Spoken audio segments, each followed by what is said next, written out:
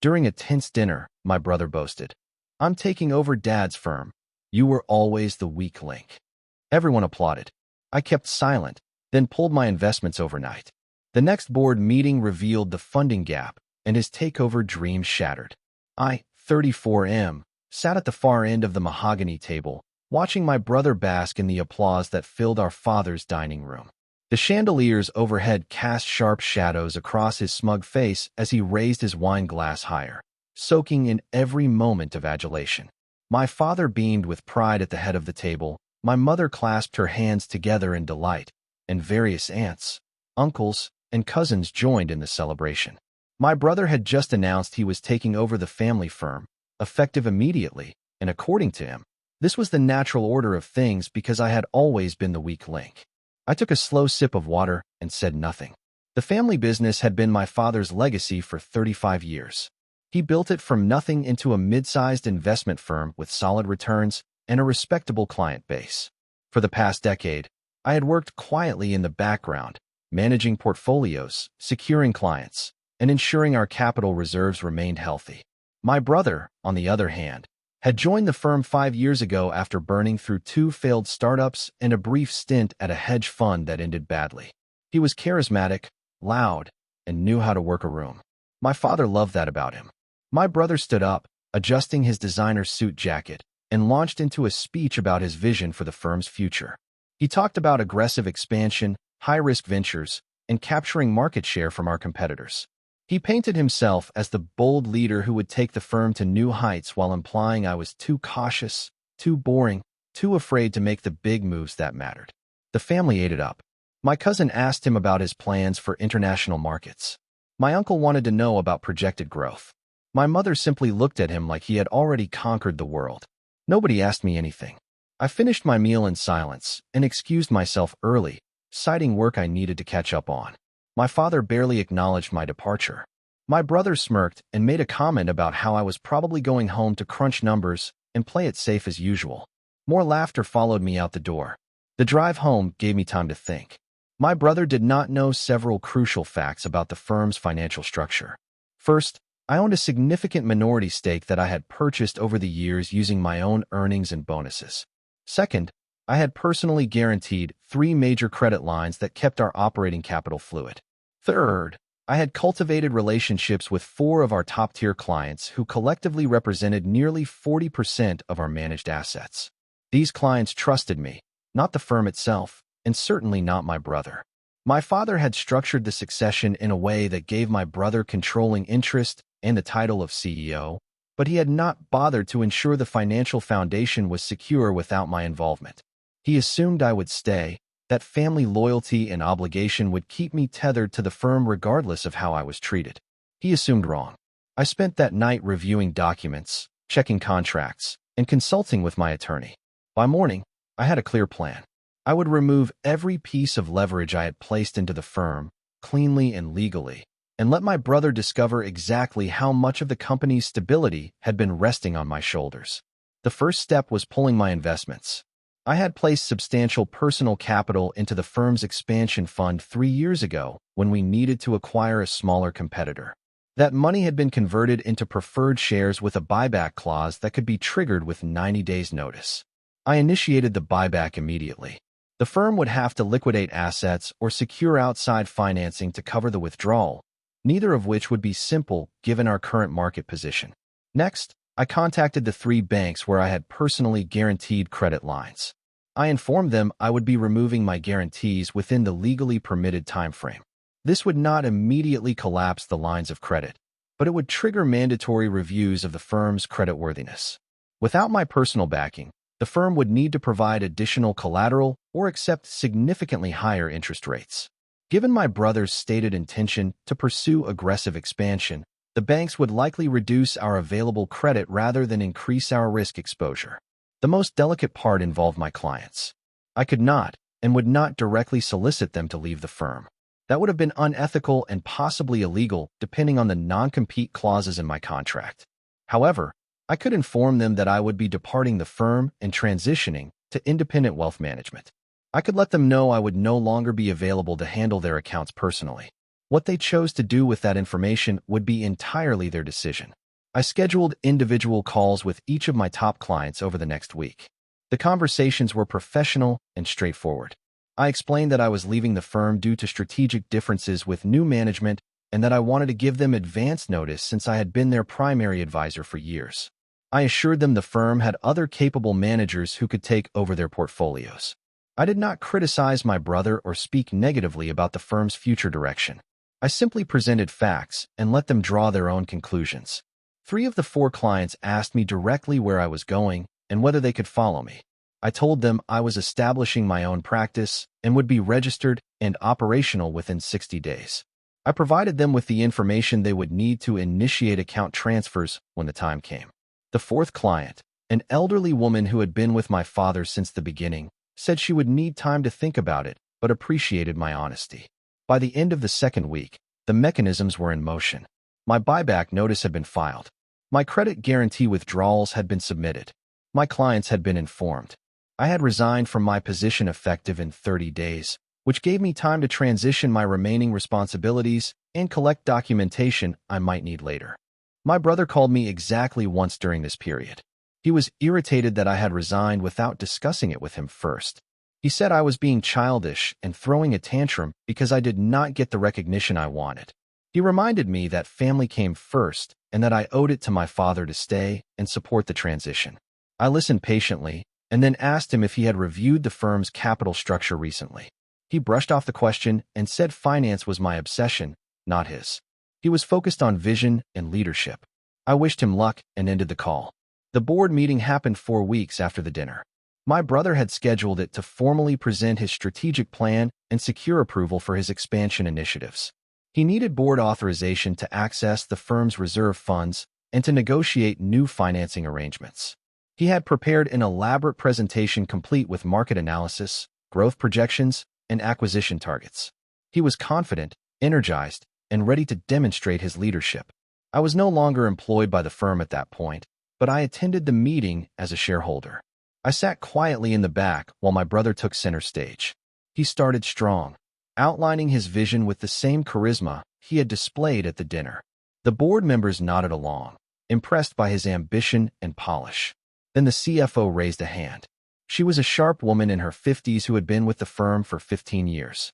She had tried to warn my father about the financial implications of my departure, but he had dismissed her concerns.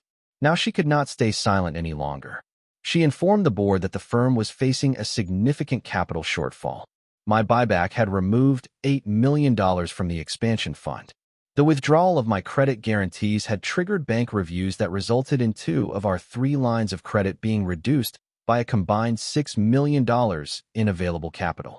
Additionally, for major clients representing approximately $60 million in managed assets had filed transfer requests to follow me to my new practice. The management fees from those accounts represented nearly a quarter of the firm's annual revenue. The room went silent. My brother's face shifted from confusion to anger to something approaching panic. He demanded to know why he had not been informed of these developments earlier. The CFO explained that she had sent him 3 emails over the past 2 weeks outlining the situation, but he had not responded to any of them. She had also tried to schedule a meeting with him, but his assistant said he was too busy with the presentation. My father, who had remained quiet until this point, turned to look at me. He asked if this was some kind of revenge for not making me CEO. I met his gaze calmly and told him this was not revenge. This was business. I had made investments in the firm when it needed capital, and I was exercising my legal right to withdraw those investments. I had guaranteed credit lines when the firm needed liquidity, and I was removing guarantees I was no longer comfortable maintaining. I had built relationships with clients over years of dedicated service, and those clients had chosen to continue working with me rather than stay with the firm. Everything I had done was within my contractual rights and professional ethics. My brother finally found his voice. He accused me of sabotaging him, of undermining the family, of being petty and vindictive. He said I was destroying my father's legacy out of spite. I let him finish his tirade and then pointed out that the firm's financial instability was not my fault. I had supported the firm for years with my capital, my guarantees, and my client relationships. If the firm could not function without those supports, then perhaps the leadership transition had been premature. Perhaps the board should have conducted due diligence on the firm's financial dependencies before handing over control to someone who had not bothered to review the capital structure. The board meeting devolved into chaos. Several board members demanded answers from my father about why he had not disclosed the extent of my financial involvement. Others questioned whether my brother was ready to lead given his apparent lack of attention to critical financial communications. My brother tried to regain control of the narrative by pivoting back to his expansion plans, but the CFO cut him off. Without the capital he had been counting on, his plans were not feasible. The firm would need to focus on stabilizing existing operations and securing new financing before it could consider expansion. My father looked older than I had ever seen him. He asked me what I wanted. He asked if there was a way to fix this, to bring me back, to undo the damage. I told him there was nothing to fix. I had made my decision, and I was moving forward with my own practice. If he wanted to discuss a gradual transition plan that would minimize disruption to remaining clients, I was willing to have that conversation, but I would not be returning to work under my brother's leadership. The meeting adjourned without approving my brother's strategic plan. The board instead formed an emergency committee to assess the firm's financial position and develop a stabilization plan. My brother stormed out without speaking to anyone. My father sat alone at the conference table long after everyone else had left. Over the following weeks, the situation continued to deteriorate for my brother. The banks demanded additional collateral for the reduced credit lines, which forced the firm to liquidate some investments at unfavorable prices. 2 more clients transferred their accounts to me after hearing about the management turmoil. The firm's operational expenses remained fixed while revenue declined, creating a cash flow problem that required immediate attention. My brother tried to secure outside investment, but potential investors were spooked by the recent client departures and capital withdrawals. Nobody wanted to invest in a firm that appeared to be in decline under new leadership. My father reached out to me 3 months after the board meeting. He wanted to meet for coffee, just the 2 of us. I agreed. We met at a quiet place downtown, far from the office and away from family. He looked tired and defeated. He asked me if I was satisfied with what I had accomplished. He asked if destroying my brother's opportunity had been worth it. I told him I had not destroyed anything. I had simply removed my support from a situation where I was not valued or respected. I had spent 10 years building up the firm's capital base, client relationships, and financial stability while my brother bounced from one failure to another. When he finally joined the firm, I welcomed him and tried to teach him the business. Instead of learning, he spent his time networking and building relationships with our father while taking credit for work I had done. When my father decided to hand him control of the firm, I accepted that decision. But when my brother publicly humiliated me and dismissed my contributions as weakness, he made it clear I had no future in that environment. My father tried to argue that family should have been more important than pride. I pointed out that he had chosen his favorite son over fairness.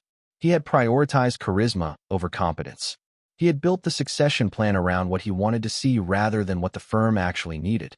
I had not asked to be CEO. I had only asked to be respected for the work I had done. When that respect was not forthcoming, I chose to invest my time and energy somewhere I would be appreciated. He sat quietly for a long time after that. Eventually, he asked if I would consider coming back if changes were made. I told him the bridge had been burned. My new practice was thriving. My former clients were happy with the personalized attention I could now provide. I was building something that was entirely mine, free from family politics and favoritism. I had no interest in returning to an environment where my value was only recognized after it was gone. My father left that coffee shop looking older than his years. I felt no satisfaction from his pain, but I also felt no guilt. I had given the firm everything I had for a decade. I had been repaid with contempt and dismissal. The consequences that followed were not my revenge. They were simply the natural result of removing a foundation that nobody had bothered to acknowledge existed. Update 1.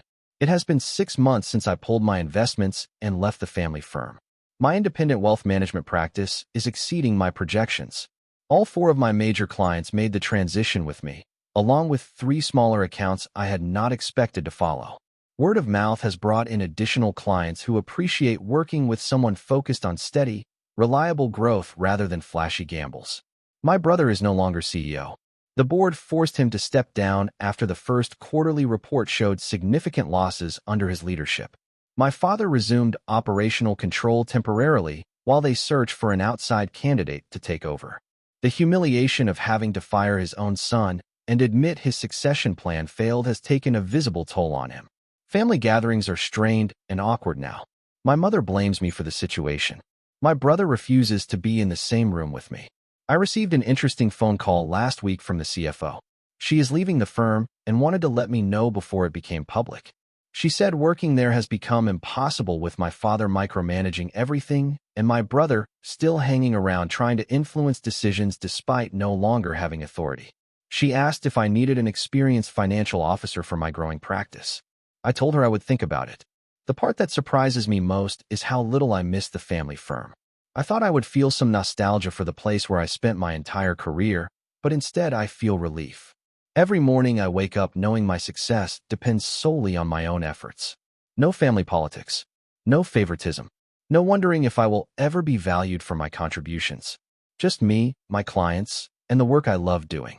My father called yesterday. He wanted to know if I would be willing to sell him back my minority shares at a fair price. The firm needs to restructure, and having me as a shareholder complicates things since I am now technically a competitor.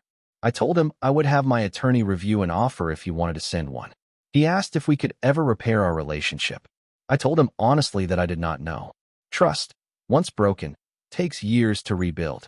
Right now I am focused on building my future, not salvaging the past. Update 2. It has been over a year since the infamous dinner. My practice has grown beyond my initial expectations. I brought on the former CFO as a partner, and together we have built something sustainable and profitable. We now manage over $200 million in assets with a small but dedicated team. Our client retention rate is exceptional because we prioritize relationships and results over flashy promises. The family firm finally found a new CEO, an outside hire with experience turning around struggling businesses. He made tough decisions quickly, cutting overhead, renegotiating vendor contracts, and refocusing the firm on its core competencies. My brother fought against every change until the board formally banned him from company property. He now tells people at family events that the firm was sabotaged by disloyal employees and that he was pushed out by jealous rivals. Nobody challenges his version of events to his face. My father sold me his shares 6 months ago. He is retiring fully and wanted to liquidate his ownership stake while the firm still had value. The sale price was fair but much lower than what he would have received had the succession gone smoothly. He tried to use the negotiation as an opportunity to reconnect personally, inviting me to dinners and suggesting we take a trip together. I declined politely. Some wounds need more time before healing can begin. The most unexpected development came from my mother. She reached out 3 weeks ago and asked to meet privately. We had lunch at her request, and she actually apologized. She said she had spent the past year reflecting on how the family treated me and realized they had taken me for granted. She acknowledged that my brother had always been her favorite and that she had enabled his arrogance by never holding him accountable. She said she understood if I could not forgive her, but wanted me to know she recognized her mistakes. I appreciated her honesty. I told her forgiveness would take time, but that I was willing to rebuild our relationship gradually. We have had coffee twice since that lunch. The conversations are still somewhat awkward, but there is genuine effort on both sides. My brother sent me an email last week. It was long and rambling, cycling between apology and accusation. He said he was sorry for what he said at the dinner, but also insisted that I had overreacted and destroyed his life out of proportion to the offense. He claimed he was struggling financially and emotionally. He asked if I could help him get back on his feet, maybe bring him into my practice, or at least provide a reference for other opportunities. I read the email twice and then deleted it. Some people never truly accept responsibility for their actions. They apologize with one hand while pointing fingers with the other. My brother still believes he was the victim of circumstances rather than the architect of his own downfall. Until he understands that fundamental truth, any help I offered would only enable more of the same behavior. I am at peace with my decisions. I did not set out to destroy my brother or punish my family. I simply chose to protect my interests and build a future on my own terms. The fact that removing my support caused the firm to stumble revealed structural weaknesses that existed long before I left. Those weaknesses were not my responsibility to maintain or conceal. Sometimes families confuse loyalty with servitude. They expect certain members to sacrifice endlessly while others receive praise and opportunity. When the ones who sacrifice finally walk away, everyone acts shocked that the foundation crumbles. But foundations need maintenance and respect. Ignore them long enough, and eventually they will be built elsewhere, supporting something new. I have built something new. It is mine, and it is thriving.